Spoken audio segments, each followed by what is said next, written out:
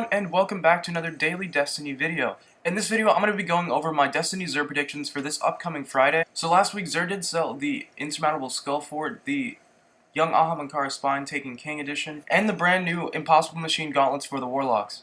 So let's get right on into this week's predictions. Last week, Xur did sell the brand new Taken King exotic for the Warlocks, and this time around, I do believe he will be selling a new Hunter exotic. So I am expecting to see a new Hunter chest piece called the ATS Tarantula. This is very similar to the ATS Arachnid helmet, except this time you take reduced arc damage from minions of the darkness, and your arc grenades and your arc blade recharge much faster. So this is going to be a pretty cool chest piece, and I'm definitely going to be picking this up for my Hunter if he's bringing this thing around this Friday. Now for the Warlocks, I do think Xur will be selling the Taken King edition of the Ram. We've been waiting for this Ram for months now, and Xur still didn't even sell it back in the House of Wolves, which is why I do believe he will be bringing it this week in the Taken King, and it should be just as good as the old one. Now, unfortunately, it did get a little bit of a nerf with the update, but I haven't tested out the new one in the Crucible yet, so we'll have to wait and see just how much health you have after you equip that Taken King edition Ram.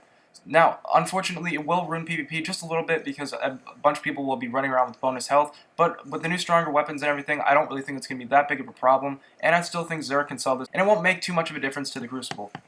Now for the Titans. Now last week we did get the Insurmountable Skull Fort from Xur, and honestly it wasn't too bad. It was my first exotic for my Titan, and it did boost up my light level quite a bit. But this time around I do think we'll be getting something a little better. It is going to be an old exotic, but I do think he will be selling the no backup plan Taken King editions. So while these gauntlets are equipped, they do increase the duration of your force bearer, and of course they can be reforged and infused into a higher defense rating with another exotic, just like everything else. Now last week Xur did sell a legacy engram for the heavy weapons, but this time I do think he will be selling a legacy helmet engram. I also don't think he will be selling a weapon just like last week, but the 3 of coins will stay in the shop, but most likely be a little more expensive.